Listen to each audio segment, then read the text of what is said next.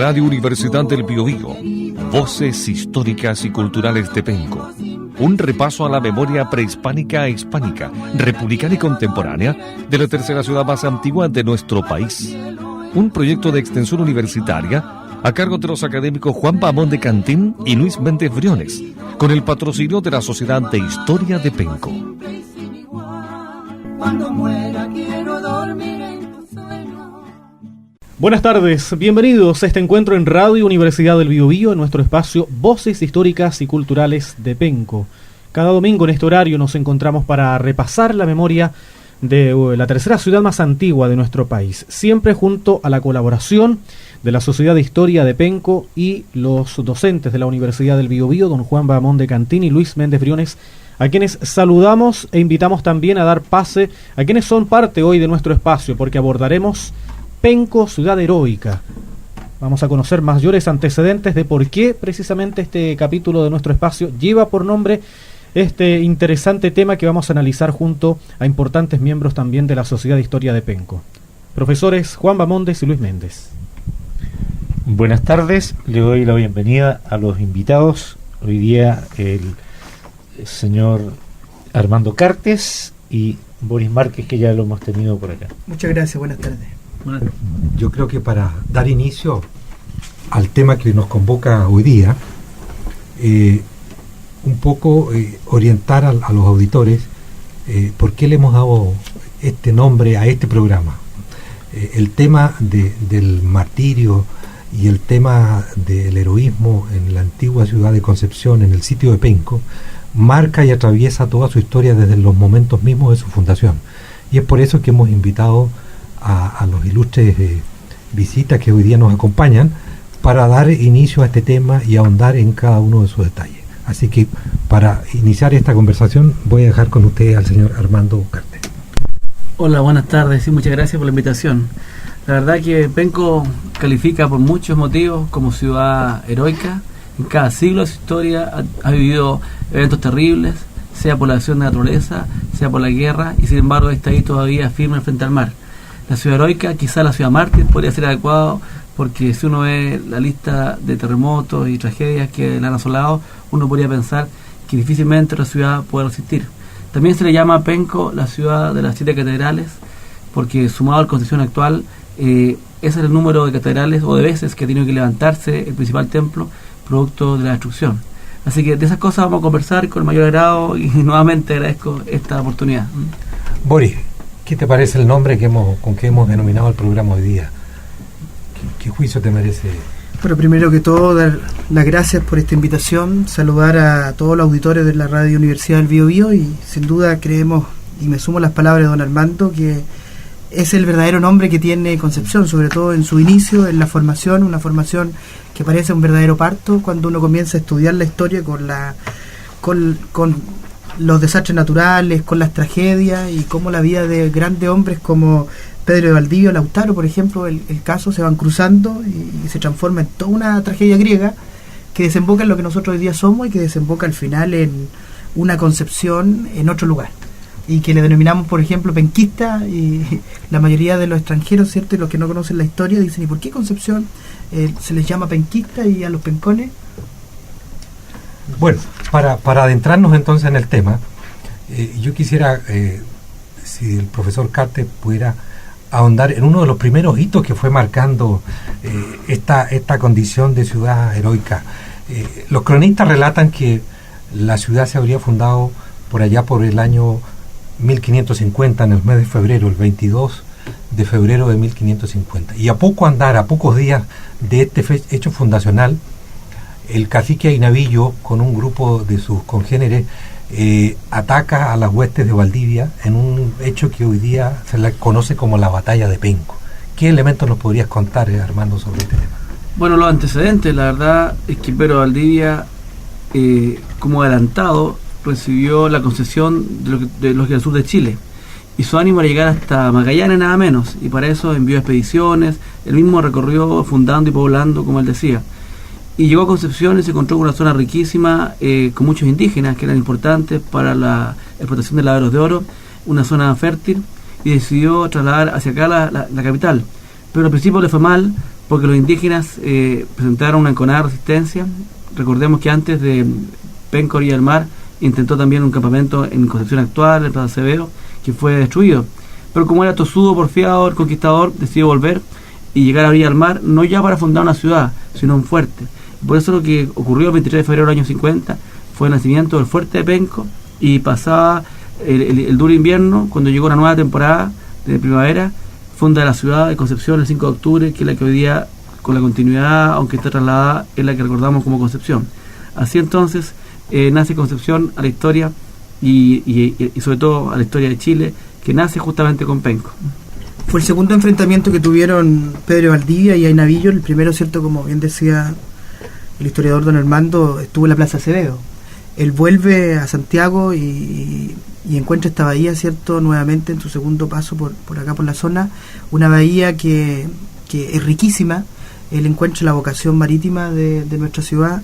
Sabemos que él venía de un clima más árido y se encuentra, cierto, con esta fértil provincia. Él mismo dice en las cartas, la mejor bahía de Concepción.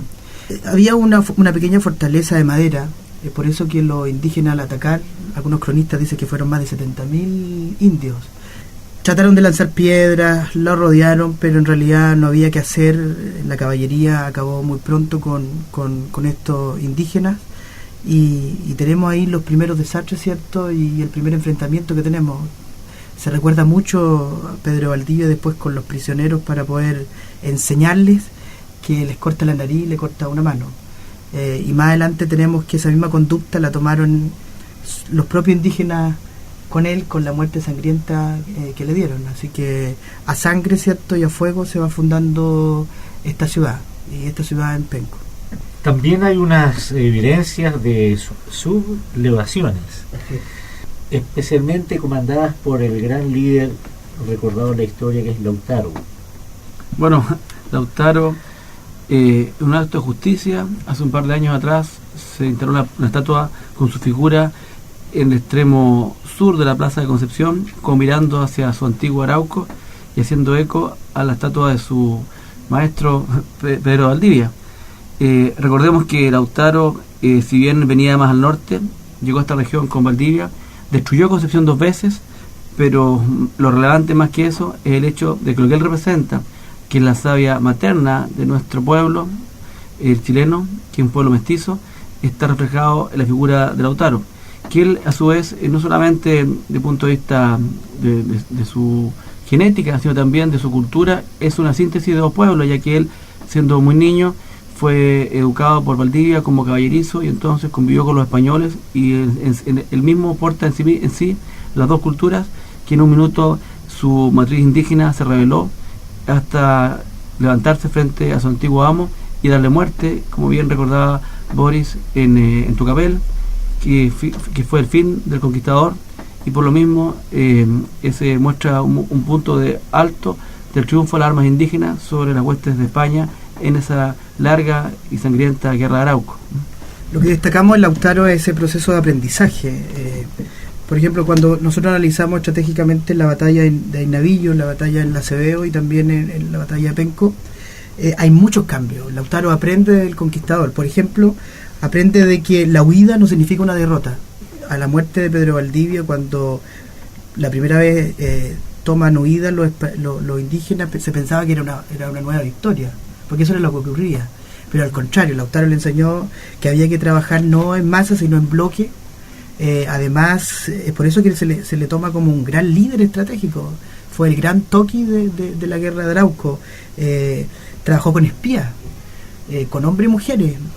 Se cuenta también que algunos hombres los hacía vivir de noche para que en la noche ellos vieran como en la luz del día. O sea, él era un gran hombre que trabajó la estrategia y trabajando la estrategia, aprendiendo del conquistador, descubrió que estos hombres que venían a caballo no eran centauros, sino no eran dioses, sino eran personas, eran humanos que también sangraban, y así lo demostró en algunas victorias que tuvo. Esos relatos que ustedes describen sobre la figura de Lautaro, porque la historia fue escrita por los cronistas españoles en ese tiempo. ¿De dónde emanan esos rasgos? ¿Qué historiador, qué cronista de la época describe de manera más cristalina lo que fue la figura de Lautaro. Se discute el valor histórico que puede tener la Araucana como fuente de la historia, es más bien como se sabe un poema épico, pero sin embargo muchos de los eventos que ahí se relatan sí ocurrieron. Hace unos años atrás se descubrió la crónica de Jerónimo Vivar, que escribió hace el año 57, es decir, a menos de 10 años de los eventos que dieron fin a la vida del gobernador Valdivia. Más que nada, los testimonios cronistas y algunos documentos son la fuente. Lamentablemente, en esa época el pueblo mapuche no era un pueblo hológrafo y por lo tanto no hay testimonios directos de ellos, y así que solo tenemos fuentes españolas para estudiar este periodo. Sin duda la Araucana, como bien decía don Armando, es un poema. Por ejemplo, se discute mucho lo que hizo Fresia al tirarle, ¿cierto?, este hijo al Caupolicán y avergonzado de que no valía la pena, ¿cierto?, tener un padre que haya sido vencido. Pero en realidad la mayoría de los hechos sí ocurrieron. Hay muchas crónicas. Los historiadores del siglo XIX hicieron una fuerte crítica a las crónicas, pero se apoyaron en ello. Pienso, por ejemplo, en Barro Arana, que reescribe la historia de Chile, pero la reescribe también a partir de eso. Además que la historia es eso, son visiones de la realidad. Lamentablemente no tenemos una postura escrita del pueblo araucano, pero está lo que tenemos y sobre eso tenemos que construir. Heródoto lo decía, ¿cierto?, en su historia, son los hechos dignos de memoria, son los que van quedando. Sí, es interesante. Yo he repasado algunas notas de los cronistas. Justamente la descripción de la batalla de Penco, a mí me conmovió mucho el saber de que fueron hechos prisioneros alrededor de 200 indígenas y le cortaron la nariz y la mano derecha. O sea, hoy día en cualquier sitio sería como para hacerle un monumento a estos mártires, a estos mutilados que cayeron víctimas ahí del hierro y un poco del fragor del combate en ese momento, pero que son anónimos, que nadie sabe quiénes fueron, sí, digamos, porque el tiempo se encargó de dejarlos en el olvido. Bueno, es una ciudad, Concepción tiene algo, bueno, lo de heroico es porque nunca quedó vacía, hay una continuidad en la historia de Concepción. Hubo un traslado, pero siempre hubo personas. Pasa lo mismo cuando nosotros estudiamos la historia de Penco. Tenemos el traslado, ¿cierto?, después del terremoto en 1751, pero hay gente de Tozúa que sigue viviendo ahí, sigue viviendo en esa bahía. Y eso es 5 siglos casi de historia, no se hacen de la noche a la mañana. Y estas son las historias que a veces se olvidan, pero que son reales. Y que como municipio, que estamos trabajando con nuestro alcalde Víctor Hugo Figueroa, se han instalado algunas placas que recuerdan estos hechos, que recuerdan que en las mismas calles que hoy día transitamos, la gente, los ciudadanos de Penco, ahí hubieron hechos muy importantes para la historia, que definieron completamente la historia de Penco y de Concepción. En Voces Históricas y Culturales de Penco estamos dialogando con Armando Cartes Montorí y Boris Márquez Ochoa, integrantes de la Sociedad de Historia de Penco, conversando acerca de la ciudad heroica. Hacemos una pausa musical, ya retomamos este diálogo junto a los profesores Luis Méndez y Juan Bamón de Cantín.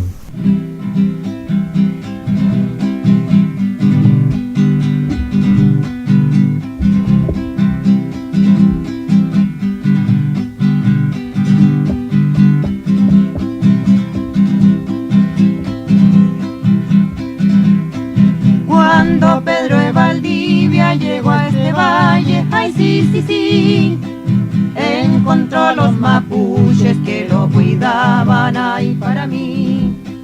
Encontró a los mapuches que lo cuidaban, ay para mí. Le llamaban Peguco en Mapudungun, ay sí, pero este hombre español le puso Penco, ay para mí.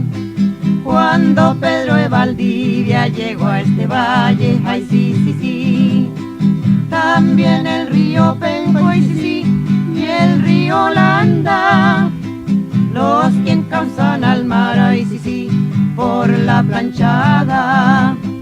También el río Penco, ay sí, y el río Landa, por la planchada, ay sí, grande regalo que perdió el español y ganó el araucano.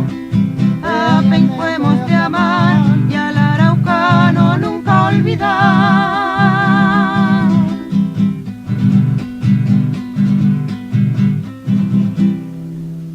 Estamos de vuelta en Radio Universidad del Biobío en Voces Históricas y Culturales de Penco. Tras ese hermoso tema musical, retomamos el diálogo con los docentes Armando Cartes Montorí y Boris Márquez Ochoa hablando de Penco, la ciudad heroica. Bueno, continuando con el tema de hoy día, que es muy importante, que hemos titulado Penco, ciudad heroica, hay algunos impactos que han causado realmente renombre. Que, por ejemplo, se habla del desastre de Curalaba. Recordemos que el conquistador, como decíamos antes, fue un poco ambicioso y quiso extender muy rápido la presencia hispana en el sur de Chile, a pesar de contar con pocas fuerzas, lo que lo llevó a dispersarlas mucho. Así fundó una serie de ciudades como Valdivia, Osorno, Villarrica, Angol, Cañete, etcétera, y eso llevó que un minuto las fuerzas mapuches se levantaran y derrotaran duramente al gobernador Óñez de Loyola en 1598, es lo que se conoce como el desastre de Curalaba. Eso llevó a la destrucción y a la desaparición de todas las ciudades de arriba, como se le decía, la ciudad del sur, con la excepción de Valdivia, porque era una ciudad puerto, un enclave militar, y de Concepción. Así que por muchos años, hasta ya digamos el siglo XVIII, Concepción pasó a ser la cabeza de la frontera, el antemuro de los infieles, la ciudad de la cual se dirigía las expediciones militares hacia el sur, se gobernaba el obispado, la ciudad que era sede del ejército, de la Real Audiencia, es decir, la capital del sur sin ninguna duda. Y por eso Concepción, a diferencia de Angol o de Cañete o de Villarrica, es una ciudad que tiene continuidad histórica de 5 siglos, como decía Boris, y no una historia interrumpida que después renace en el siglo XVIII, donde la llamada ocupación o pacificación en el siglo XIX. Así que por eso la historia de nuestra ciudad de Concepción y de su pariente, Penco, que es su antecesora, es una historia continua, una historia épica y que merece ser contada y cantada, como lo ha sido muchas veces. 7 fueron las ciudades que se destruyeron en 1598 y que da paso a un nuevo modo de pensar. La corona, los gobernadores ven ya al pueblo ya no como una dispersión, ¿cierto?, sino lo ven como un verdadero pueblo. Comienza, gracias al padre Luis de Valdivia, la guerra defensiva. Ya no hay que atacar por atacar. Ya no hay, como bien decía don Armando, esta división, que fue realmente un desastre, porque 7 ciudades, imaginémonos que hoy día 7 ciudades chilenas, ¿cierto?, desaparecieran. Y comienza a haber otra lógica, la lógica de los parlamentos, en donde 2 pueblos con jerarcas cada uno, con líderes, comienzan a guiar su destino, para bien o para mal, ¿cierto? Conocemos que hay diferentes dificultades, hay muchas críticas a los parlamentos, pero por lo menos hay una visión. Los que defienden, ¿cierto?, la nación mapuche hoy día encuentran en los parlamentos una fuente para decir que la corona los veía como una verdadera nación, como un verdadero pueblo. Se suprime el trabajo forzado para los indígenas, por lo menos en lo legal, y ahí tenemos también y recordamos a Alonso de Rivera, que fue el que organizó el ejército y que hoy día descansa sus restos, el gran Alonso de Rivera, ¿cierto?, descansa sus restos en Penco. Sí. Y como él, 8 a 7 gobernadores más. Y si nosotros nos pusiéramos un poco en la imaginación y tuviéramos que hacer una especie de nota de prensa, ¿qué podríamos decir exactamente sobre el desastre de Curalaba? ¿Dónde está Curalaba? ¿Quiénes fueron los protagonistas? ¿A cuánta fuerza fue la que fueron arrasadas en el minuto y qué fuerzas combatieron? Nuevamente fue una tragedia enorme, con lo cual los relatos que quedan son fragmentarios e incompletos y siempre vienen de fuentes hispanas. Curalaba queda cerca de, ¿cómo se llama? De Lumaco. Ahí solamente hoy día lo que se encuentra es un pequeño cartel de la batalla, la selva ha vuelto, la ciudad ha avanzado y no hay mucho vestigio. El gobernador Óñez de Loyola era probablemente uno de los más nobles que pisaron Chile, está casado con una princesa inca y su muerte significó un gran retroceso para la ocupación hispana de Chile y toda América. Significó en definitiva que el rey decidiera ya no tener una ocupación plena, sino más bien una frontera, una relación casi de relaciones internacionales con un pueblo al que no podía dominar. Significó la fortificación del sur de Chile y la creación, y esto es importante para nuestro país, del primer ejército profesional de América, financiado por el Estado y ya no conformado por simples vecinos que hacían la campaña como una obligación cívica. Y por eso que Concepción es la sede del primer ejército y por eso que se define esta zona como una ciudad militar, con una tradición militar que es importante durante toda la colonia, pero también se proyecta la independencia de la República. Bueno, hay otras rebeliones que se describen. Hemos leído sobre la rebelión del año 1654, y donde probablemente también aparecen personajes que van quedando en el tiempo. Se habla de la señora Mencía de los Nidos, ya en un momento de sublevación habría ayudado a los vecinos a mantener el valor frente al ataque indígena. ¿Eso se enmarca dentro de la rebelión de 1654? Hoy día se discute que la guerra de Arauco realmente ha durado 3 siglos. La verdad, hubo un siglo de guerra intensa, cruel, pero después, producto de la área fronteriza, de la aculturación, de la convivencia entre dos pueblos, se produce un intercambio que es étnico, que es económico, que es cultural, y una vida que se llama de frontera, donde se produce una simbiosis que en definitiva lleva a la creación de un pueblo mestizo, el actual Chile. Pero se dice que el periodo más intenso de la guerra termina justamente con esta rebelión del 54, donde todas las haciendas del sur fueron destruidas, donde fueron atacados los conventos y las misiones, donde la producción de vino y otros temas más fue arrasado, y del cual costó muchísimo recuperarse. Todos estos ataques significaron un freno, un retroceso a la ocupación hispana y en definitiva a la posibilidad de que Concepción y toda su región circundante tuvieran un desarrollo a la par que tuvo el centro del país, que tuvo la suerte de disfrutar de mayor paz. Hay muchos hechos anecdóticos que se comentan, como este Mencía de los Nidos, que una vecina de Penco que lideró a la hueste hispana para mantener la resistencia en un momento que todos querían huir, pero lo fundamental de esto es que es una rebelión muy cruel que significó la paralización de la ocupación del sur y que en definitiva pone término a la etapa de guerra más cruel de Arauco, que corresponde justamente al primer siglo, que empieza con la presencia de Valdivia en la región y que después de esto ya pasa a ser una guerra intermitente, una guerra fronteriza, en definitiva una convivencia semipacífica que hace posible una cultura propia, que es la llamada cultura de frontera, que parte en Concepción y se extiende casi hasta Valdivia.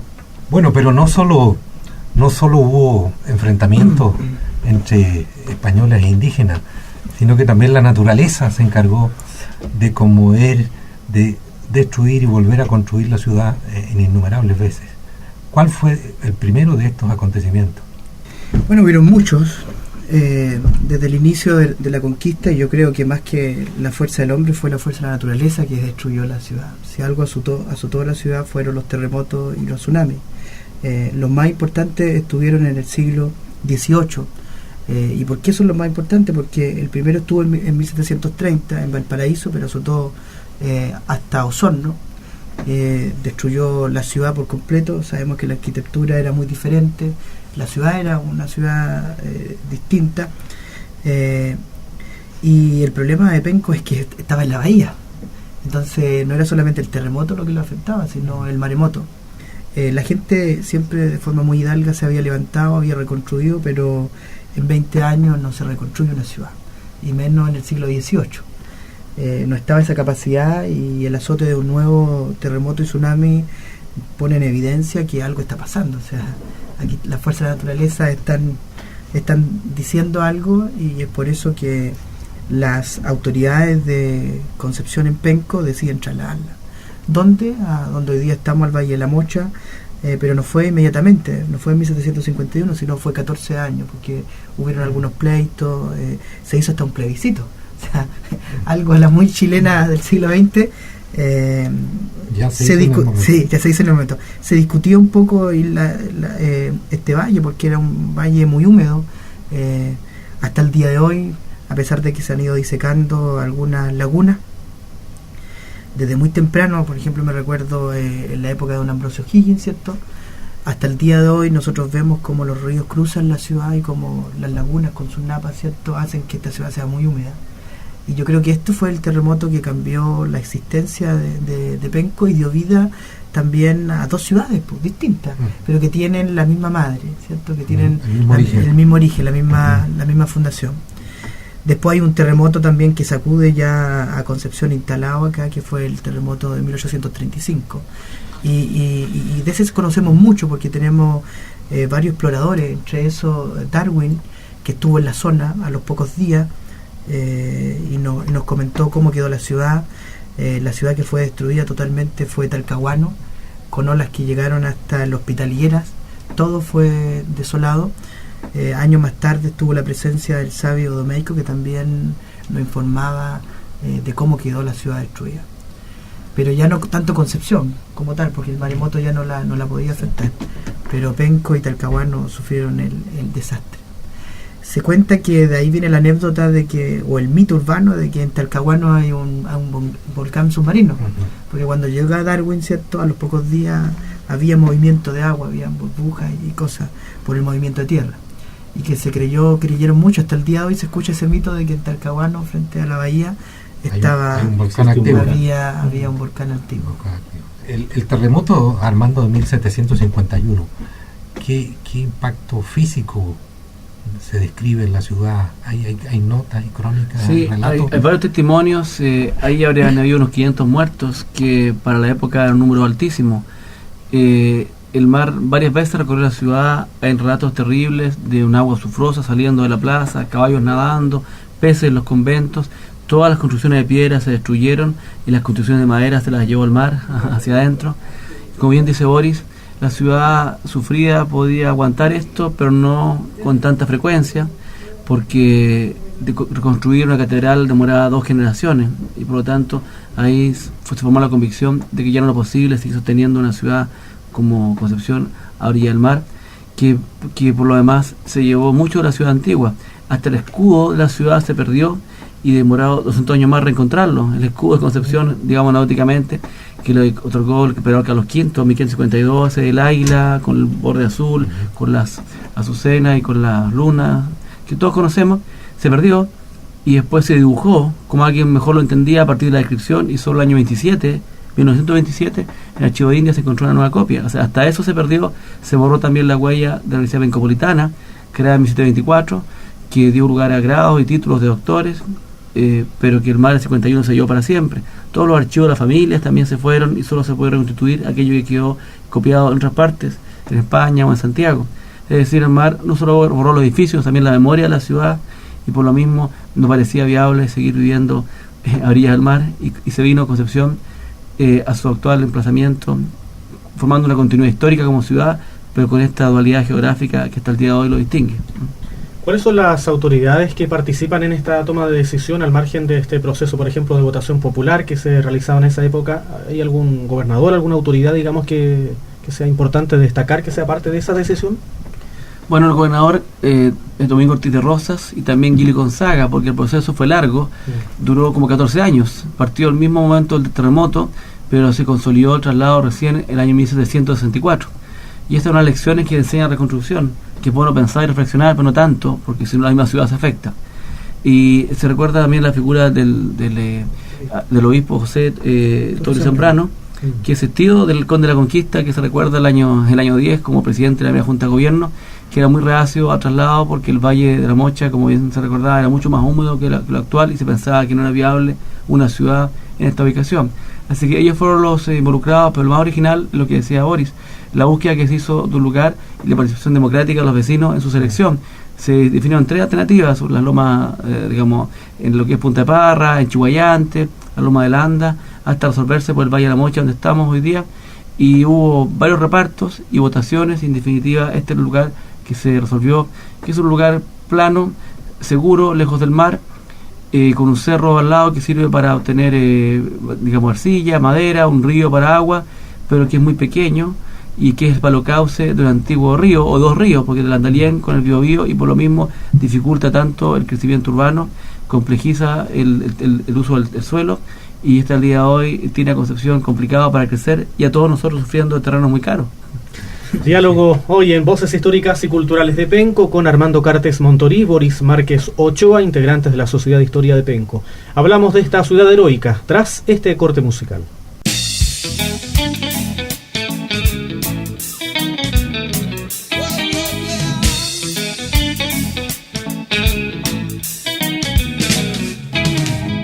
En la mejor bahía de las Indias, un sabio francés, trepando por los cerros, se insertó en una espina y gran espina, que le hizo ver una frutita pequeñita y muy rojita debajo de sus pies. Estaba tan hambriado bajo el sol del mediodía que el miedo a envenenarse no le importó. Se comió una fruta, se comió una docena, se tendió a la sombra y se durmió. Al rato y bien forrado y con un palo apareció Lautaro que le sugirió: no, no, no, no, no, no se coma la frutita, no. No, no, no, no, no, no se coma la frutita, no.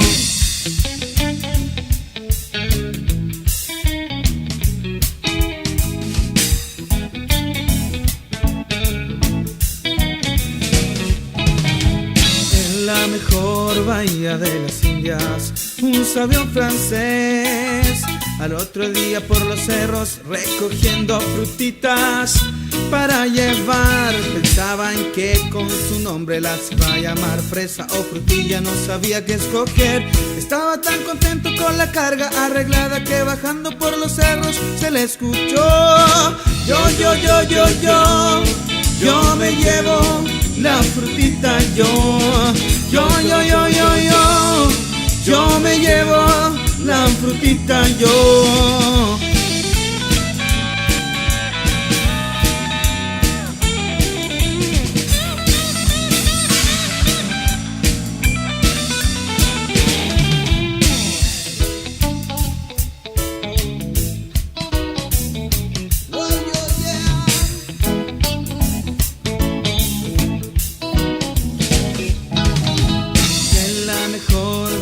De las Indias, el sabio francés.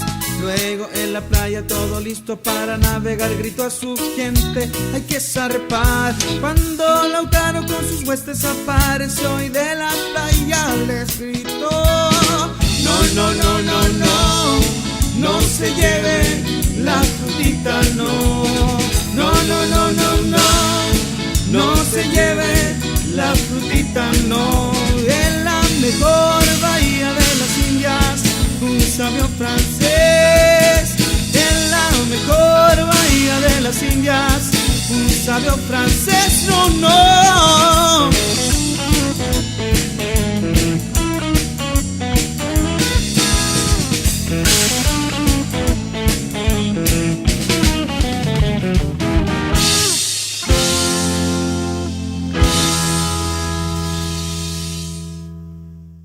Estamos de vuelta en Voces Históricas y Culturales de Penco. Hoy hablamos de esta ciudad heroica junto a los docentes de la Universidad del Biobío, Juan Bamón de Cantín, Luis Méndez Briones, y los integrantes de la Sociedad de Historia de Penco, Armando Cartes Montorí y Boris Márquez Ochoa. En realidad el tiempo pasa muy rápido, ¿cierto? Hay el tema es muy extenso para tratar. Pasemos a la época republicana. ¿Qué sucede? ¿De Concepción y de Penco? Sí, quisiera recordar nomás lo que decía Boris. Se acordó el traslado a mediados del siglo XVIII, hay que decirlo así porque hubo todas estas dudas, y se ordenó el despoblamiento de la antigua ciudad orilla del mar. Pero siempre quedan pescadores viviendo, que da la continuidad que tiene Penco como ciudad. Recordemos que en el periodo republicano Penco existía, estuvo preso incluso José Miguel Carrera, pero están todavía los estragos de la antigua ciudad, la ruina de la iglesia de Santo Domingo, muchas más. El viajero francés Dimond d'Urville, él dejó un testimonio gráfico de lo que encontró en Penco, las ruinas de los edificios y todavía algunos sectores inundados. Pero ya partiendo del periodo republicano, los vecinos de Penco se organizan e intentan recuperar su ciudad. Boris, que sigue todavía viviendo en Penco, como los antiguos pencones, podrá contarnos qué hicieron estos para reconstituir la ciudad de Penco. Bueno, la decisión fue a través de un sistema bien democrático, pero obligaba a todos a retirarse, y los que no, a pesar de que estaban viviendo en terrenos que eran propios, el municipio de Concepción, la ciudad de Concepción, les cobró un gravamen, un arriendo. Esto duró hasta 1822, en donde la comunidad pencona envía una carta al gobierno y se les pide que se deje de cobrar este arriendo, y que en realidad ellos eran buenos ciudadanos que convivían con las ruinas, como decía don Armando, ¿cierto?, pero que se estaban dedicando a la agricultura, a cultivar estas tierras. Y además ya la república había nacido y después de la gesta de 1818, entonces ellos reivindicaban esto como un gesto de libertario también. Así es. Muy buen punto. Este gesto, además que estaba en el poder el señor Freire, Ramón Freire, que también era penquista. Y esto se logró cumplir. La ciudad empezó a ser observada también por los comerciantes, se instalan graneros, se instala una fábrica de ladrillos, que después fue lo que hoy día nosotros conocemos como la fábrica de los Apenco. También algunas bodegas que terminan también en un tren desde Concepción hasta Penco, y Penco comienza a tener esta identidad de comercio, pero también tiene una identidad de turismo. Qué mejor, ¿cierto?, que pasar la época estival, ahora mucho más fácil, así, a fines del siglo XIX con el ferrocarril, ¿cierto?, que en Penco. Se crea también un hotel, que es el famoso Hotel Codú, que tiene baños de mar, que tiene muchas habitaciones, en donde se ofrecían paseos en carreta al Irquén. Y conexión con el ferrocarril directo. Y conexión con el desde ferrocarril desde Santiago. En Concepción, en cambio, las cosas no pintan tan bien, porque la ciudad que promueve la independencia termina siendo víctima de ella 11 veces. Concepción es ocupado sucesivamente por patriotas realistas, lo que significa una gran destrucción y gran despoblamiento. O'Higgins, por ejemplo, el año 18, cuando parte de vuelta al norte, antes del desembarco de Osorio, quien lo había derrotado en Rancagua, recordemos, se lleva a toda la población, se lleva hasta el último animal y deja la tierra arrasada para no dejar ningún suministro a sus enemigos. Todo eso es un gran costo para la ciudad. Y recordemos que después los combates de Benavides, el famoso guerrillero, tienen lugar en Las Vegas de Talcahuano, y la ciudad nuevamente ocupada debe ser despoblada, se va a los habitantes de Talcahuano. El año 28, un viajero alemán, Eduard Pepig, él decía que caminaba por Concepción y veía unas tremendas malezas, árboles. Era difícil saber dónde estaba la plaza. De la catedral solo quedaban restos humeantes. Es decir, la ciudad, pasada una década de la independencia, seguía sufriendo los estragos de esa revolución.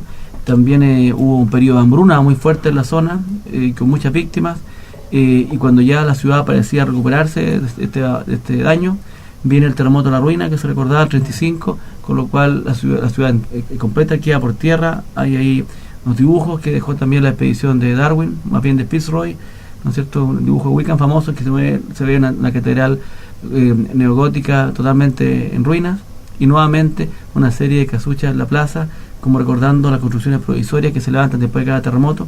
Así que Concepción le pagó un alto precio por la independencia, le costó mucho recuperarse de ella, y después la naturaleza hizo lo suyo. Así que si yo hubiera sido de esa época, me habría ido a Penco, porque parece que ahí no se pasaba tan mal, y por lo menos había pesca abundante y mejor paisaje, que hacían la vida más grata, o hacían que los sinsabores pudiesen ser superados. Y agreguémosle la revolución de 1851, enfrentamiento en la plaza en 1859, sí. Y todos los sinsabores, sí, ¿cierto? Sí, la batalla de los techos. Sí. Bueno, sí. Concepción. Sí, bueno, eso da muestras de que ambas ciudades, Penco y Concepción, son ciudades hermanas y que han sido hijas del rigor, y sobre ese rigor hemos tenido que construir ciudadanía y hacer de este territorio un lugar digno para vivir.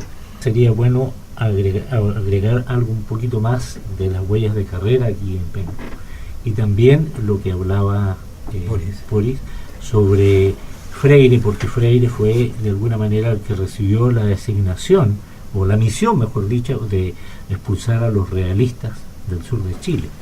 Bueno, yo creo que don Armando, si el libro Concepción contra Chile no se hubiese agotado, le pediríamos que lo leyeran, pero ya que se agotó, que él nos comente, cierto especialista en ese periodo.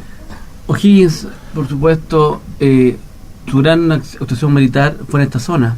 Si alguien preguntara qué cosa de la independencia ocurrió en Concepción o en su zona circundante, habría que decir qué es lo que no ocurrió. Y la respuesta sería solamente Chacabuco, Maipú y Rancagua. Todo el resto fue aquí en la región. Y O'Higgins, durante toda la década precedente, se movió entre Los Ángeles, donde estaba su hacienda, ¿no es cierto?, donde fue su delegado, diputado, después del primer congreso, en Chillán, donde estaba su casa, su familia, donde fue alcalde, y Concepción, donde estaban los grupos revolucionarios, los famosos clanes. Uno de ellos era el clan de los Prietos, y otro el clan de los Serranos, al cual pertenecía Ramón Freire y Serrano, llegado a 5 años, pero se considera un penquista. Su madre estuvo presa justamente en el fuerte de la Planchada, en Penco, y después que O'Higgins fue a Santiago como editor supremo a dirigir el inicio de la República, Ramón Freire fue elegido por sus mismos conciudadanos intendente de Concepción. Además, era comandante del Ejército del Sur, es decir, tenía un rol preponderante, del cual se levantó en armas y finalmente asumió la primera magistratura como director supremo. Y en esos años también estuvieron acá los hermanos Carrera, que tienen una participación muy dudosa en la zona, en el sentido de que los estragos que su ejército hizo produjeron que muchos que hubieran sido patriotas terminaron siendo realistas y en definitiva provocaron mucho rechazo a la causa patriota. Él encerró en Talcahuano a muchas damas penquistas consideradas realistas, colgó otros personajes más, y él mismo estuvo preso o detenido cerca de Penco, recordemos, también en su momento. Así que dejó un recuerdo algo triste en la zona, José Miguel Carrera, pero la independencia es un periodo complejo, con luces y sombras, y así hay que estudiarla. Lo único que no se puede nunca conocer es la preponderancia de esta región como escenario de la guerra, y de sus hijos como actores protagonistas de todos los eventos que finalmente nos dieron la independencia de la República. Y solo para agregar, ya que se va a celebrar y conmemorar la independencia, hay que decir que también hubo un civil que fue uno de los promotores y que murió muy joven al inicio de la independencia, que fue don Juan Martínez de Rosa, que hay una estatua, ¿cierto?, que lo conmemora frente de la biblioteca municipal en el Parque Ecuador. Fue un gran prócer, fue presidente de la primera Junta de Gobierno y amigo de O'Higgins, ¿cierto? Y se nos ha dejado algunas cartas en donde tienen ellos y se demuestra cómo ellos querían un Chile libre. Antes que muchos lo gritaran, él fue el primero que estuvo en estos clanes revolucionarios en Concepción. Donde se reunían en tertulias nocturnas. Sí, y Bernardo O'Higgins traducía los manuscritos o los textos del pensamiento ilustrado, que era una literatura proscrita y prohibida, subversiva, y él lo traducía del inglés al castellano y concientizaba a sus conciudadanos ahí en estas tertulias. Algunos dicen que Juan Martínez de Rosa es un argentino, pero efectivamente nació en Mendoza, pero cuando Mendoza pertenecía a la Capitanía General de Chile. Claro. La verdad que todos los líderes de independencia, justamente con la excepción de Martínez de Rosa, pasaron una larga temporada en Europa y de ahí se imbuyeron de las ideas de la Revolución Francesa y del liberalismo español. Pero Martínez de Rosa también, porque él en la biblioteca de José Antonio de Rojas, el mayorazgo, el único noble que estuvo por la independencia, leyó a todos los autores que se mencionan. Y O'Higgins, por supuesto, por su formación inglesa, leía perfectamente inglés y francés, y él fue traductor de la Constitución norteamericana, que se dedicó a repartirla y promoverla en su época, lo que después dejó atrás porque la realidad del poder y los eventos argentinos de anarquía lo convencieron de que el federalismo no era el camino para Chile, sino más bien un estado más bien autocrático como el que él lideró. Lo que pasa es que Concepción era puerto, Penco, Concepción y Talcahuano, puerto, y por eso estaba mucho más expuesto a la influencia extranjera de muchos países, y por eso Concepción fue mucho más avanzado y más revolucionario que Santiago. Santiago era una ciudad de vida apacible, que era más bien una colonia española, un baluarte de la dominación española, donde los habitantes más nobles y más ricos se beneficiaban del statu quo. Tenían monopolio del comercio con Lima, se casaban con los oficiales imperiales, de alguna forma tenían grados altos militares, y por eso ellos lo que aspiraban era una cierta autonomía, no la independencia. En cambio Concepción, una ciudad orgullosa, militar, puerto, más moderna y avanzada, veía la independencia, la posibilidad de una autonomía, pero además la independencia económica. Concepción tenía un proyecto geopolítico de la independencia, y en el cual le fue muy bien al principio, pero al final le fue muy mal, porque como hemos visto quedó bastante destruido. Es decir, Concepción y Penco pagaron un precio muy alto para que Chile fuera un país libre. Sí, muy bien.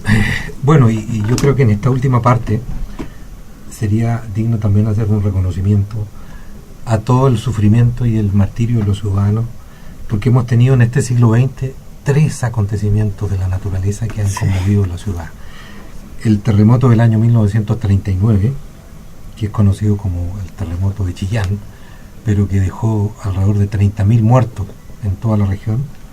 El terremoto del año 1960 y el reciente terremoto del año 2010, que han seguido conmoviendo y sacudiendo el piso de nuestro territorio. ¿Qué comentario les merece a ustedes estos 3 grupos? Bueno, la naturaleza nos sigue diciendo que somos humanos. El terremoto del 39 en Chillán, el terremoto del 60 en Valdivia, y por último, ¿cierto?, ya desde 1835 que no teníamos un terremoto con un epicentro acá, que es el del 2010. Mientras me recordaba del terremoto de 1939, me recordaba al doctor que teníamos, ¿cierto?, que tuvimos la presencia de él en Concepción. El doctor Carlos Martínez de Kensley. Así es, que nos comentaba, ¿cierto?, que para el terremoto de 1939 él estuvo en Penco y las imágenes que quedan, ¿cierto?, son de mucha muerte, mucha destrucción. La plaza, una vez más, como bien decía don Armando, para el terremoto de 1835 se ocupaba como punto de encuentro para los vivos, pero también encuentro para los muertos. Hay fotografías que muestran la plaza de Penco como un lugar de acopio de cadáveres, sí, y de fallecidos envueltos en sábanas o disfrazados, y para que el reconocimiento de las víctimas. Sí, una imagen muy triste. Ahí había muchos cuerpos muertos.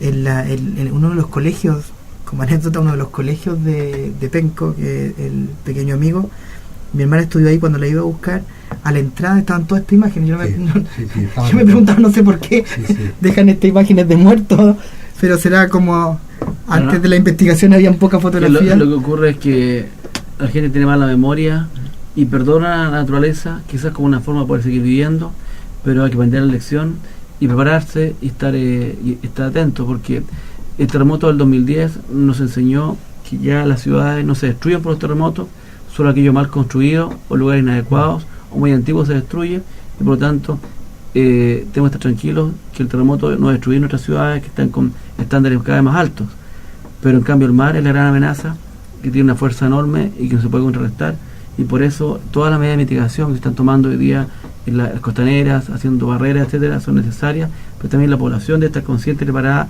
porque estos eventos demoran, son impredecibles, pero lo único cierto es que de cada cierto número de años se repiten, así que Penco puede durar para siempre, pero si uno quiere tener víctimas personales, tiene que estar atento, y la historia, aunque no se repite, enseña lecciones, y una de ellas es estar preparado. Así que es bueno que la juventud también conozca lo que ocurrió y no se confíe. Así es. Bueno, la identidad del Pencón es una identidad de mar. Eso lo hace que tenga mucha fortaleza. Recordando el terremoto de 1835, una de las crónicas es 10 años posterior a la llegada de Ignacio Domeyko, como le decía. Ignacio Domeyko escribe que se entrevistó con un señor de apellido Campbell, y que estaba reconstruyendo su casa. Entonces le pregunta, oye, pero ¿por qué reconstruir la casa donde el mar llegó? Que es muy probable que después ocurra esto. Y él le dice, no, pero si vuelve a volver en 50 años más, que es muy probable que yo ya no esté. Sí, claro. Así que ese es un pensamiento. El hombre del mar tiene un cierto fatalismo. A veces el mar lo derrota, a veces algunos no vuelven, pero no por eso van a alejarse del mar y de su destino. Y por eso es que yo lo vi en este terremoto. La gente de Dichato, de Coliumo, ninguno quiso alejarse del mar, porque el mar es su amigo que los provee alimentos, y si de vez en cuando se enoja, lo traiciona, es parte de la vida, es parte de un destino propio del hombre de mar. Sí. Voces históricas y culturales de Penco en Radio Universidad del Biobío, hablando de esta ciudad heroica. Vamos a una pausa y ya retomamos esta conversación en esta jornada de domingo a través del 1360M y radiovb.cl.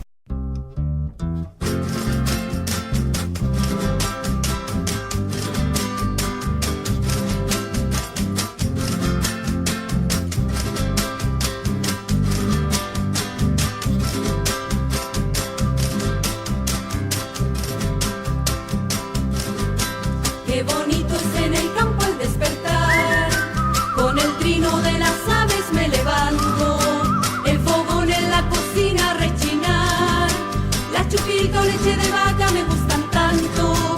Qué bonito es en el campo al despertar, con el trino de las aves me levanto, el fogón en la cocina rechinar, la chupita o leche de vaca me gustan tanto. Por la mañanita, caramba, me voy al corral a sacar los bueyes, caramba, para el pajonal. Yo soy campesino, caramba, no lo he de olvidar. Me sigue mi perro, caramba, mi mejor guardián. Por la mañanita, caramba, me voy al corral a sacar los bueyes, caramba, para el pajonal. Yo soy campesino, caramba, no lo he de olvidar. Me sigue mi perro, caramba, mi mejor guardián.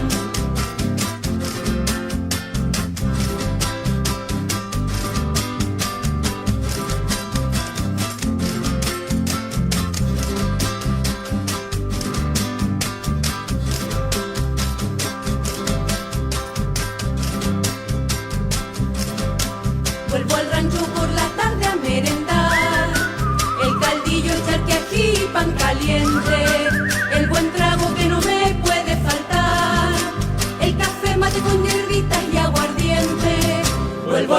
por la tarde a merendar. El caldillo, el charquiají, pan caliente, el buen trago que no me puede faltar. El café mate con hierbitas y aguardiente, por la mañanita caramba me voy al corral a sacar los bueyes caramba para el pajonal.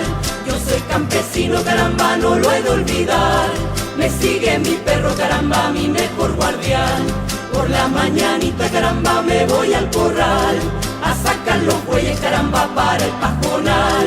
Yo soy campesino caramba, no lo he de olvidar. Me sigue mi perro caramba, mi mejor guardián. Voces históricas y culturales de Penco en Radio Universidad del Biobío, junto a los docentes Juan Bamón de Cantín, Luis Méndez Briones y nuestros invitados Armando Cartes Montorí y Boris Márquez Ochoa, integrantes de la Sociedad de Historia de Penco. En esta parte final yo le pediría a los invitados, a Armando Cartes y Boris Márquez, solamente consideraciones para el futuro de Penco, después de todas estas catástrofes que hemos conversado. Quiero tomar las palabras de nuestro alcalde, Víctor Hugo Figueroa, que además es historiador y socio de la Sociedad de Historia, y él ha dicho que el futuro de Penco está en su historia.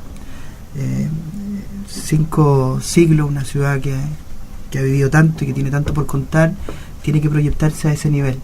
Es por eso que hay que reforzar la educación en los colegios, hay que reforzar la educación testimonial en nuestras calles, sobre todo en el circuito más patrimonial, en la plaza, en los barrios, y las personas tienen que aprender de su propia historia. Yo creo que hay una riqueza enorme en la historia y podemos transformarnos en una ciudad que viva el turismo y que viva la historia. Pienso no solamente en la historia, sino pienso en su vocación marítima, en la bahía de Concepción, que hay que devolverle ese ánimo. Hay que tomar, por ejemplo, posesión de la cuenca Andalién, su avifauna. Hay que tomar también del lado norte de la Cata, en donde hay registro arqueológico. Entonces hay harto punto todavía, hay mucho paisaje, mucho patrimonio que tomar. Yo creo que también hace falta un museo en Penco. Eso es lo que se está construyendo. Está el terreno frente a la plaza. El mar derribó en el 2010 una casa esquina entre Penco y calle La Cera, y que hoy día, paradójicamente, ¿cierto?, se va a levantar nuevamente a la usanza colonial y va a albergar una galería de la historia, que va a ser algo que realmente la ciudadanía lo va a valorar, porque después de 5 siglos, ¿cierto?, tener un museo que recuerde esta historia que es trágica, la gente es para llorar, ¿cierto?, todos los sufrimientos, porque los contamos así rápidamente, pero en cada época han habido personas con nombre, con identidades, que han sufrido el rigor de la vida. Hoy día nosotros menos, porque estamos más preparados, pero ellos de forma muy precaria resistieron a los embates del hombre y de la naturaleza. Yo tengo confianza que a Penco le espera un futuro cada vez mejor. Tiene mucho que aprender de su historia, pero la historia siempre es única y irrepetible, y por lo tanto solo puede inspirarnos, pero no debe tampoco ya nuestros pasos. Cada generación debe hacer su propia historia, su camino. Penco yo lo veo con un gran porvenir. Veo que por fin se reencontró con su memoria, y eso solo lo puede enriquecer y enorgullecer. Así que espero que Penco en el futuro se instale como lo que es, una de las ciudades fundacionales de Chile, que Chile no se explica sin Penco, y que Penco entonces vuelva a ser un polo de atracción, un lugar bello, un lugar amable, donde no solamente los pencones, sino todos los chilenos puedan ir y disfrutar del mar, de la belleza, de la naturaleza, y por supuesto de lo que más nos une a los que estamos acá, la historia. Agradecemos a Armando Cartes Montorí, abogado, profesor de la Universidad de Concepción, a don Boris Márquez Ochoa, profesor de Historia y docente de la Universidad San Sebastián, ambos integrantes de la Sociedad de Historia de Penco.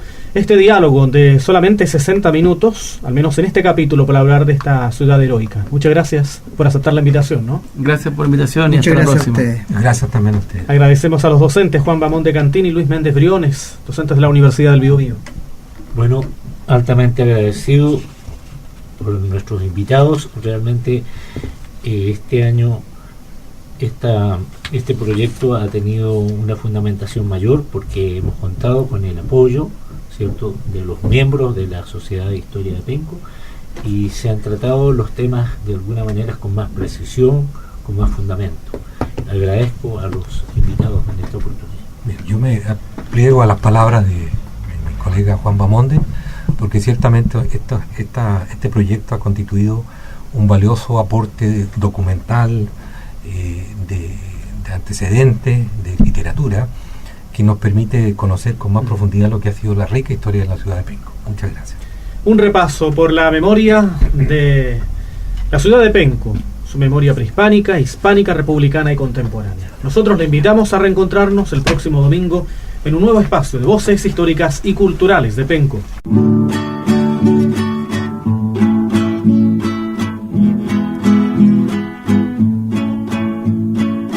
En Radio Universidad del Biobío, voces históricas y culturales de Penco. Un repaso a la memoria prehispánica e hispánica, republicana y contemporánea de la tercera ciudad más antigua de nuestro país. Un proyecto de extensión universitaria a cargo de los académicos Juan Bamonde Cantín y Luis Méndez Briones, con el patrocinio de la Sociedad de Historia de Penco. Cuando muera quiero